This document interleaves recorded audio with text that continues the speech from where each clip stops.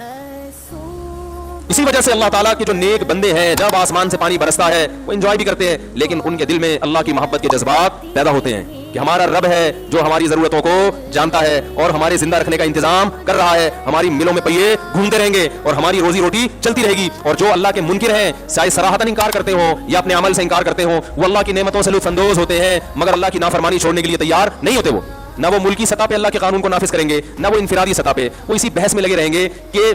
اللہ کے اس حکم کا فائدہ ہے یا نقصان ہے، اسی میں لگے رہیں گے۔ ہمارے ایک دوست مجھ سے کہنے لگے یار یہ بارش برسی اتنے لوگ ڈوب کے ہلاک ہو جاتے ہیں، اس میں یہ کہاں سے رحمت ہو گئی؟ میں نے کہا اصل رحمت یہی ہوتی ہے جب اللہ چھپڑ پھاڑ کے دینا تو 25-30 لوگ لنگر کے نیچے،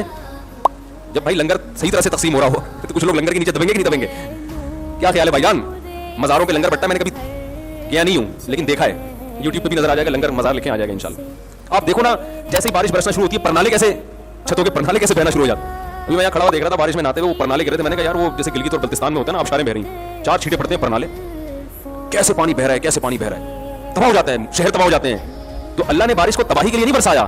ہے رحمت، لیکن اللہ کہتے ہیں شان سے برسے گی کہ 25-30 لوگ اس میں ڈوب کے ہلاک ہو جائیں، مجھے پرواہ نہیں، وہ تو ویسے بھی موت کا وقت متعین ہے، تو بعض دفعہ میں اس طرح سے مار دیتا ہوں، وہ مرنا تھا انہوں نے ٹرک کے نیچے آگے مرنے سے بہتر تھا کہ کرنٹ لگے بارش میں مر گئے، تو اللہ مار دیتا ہے۔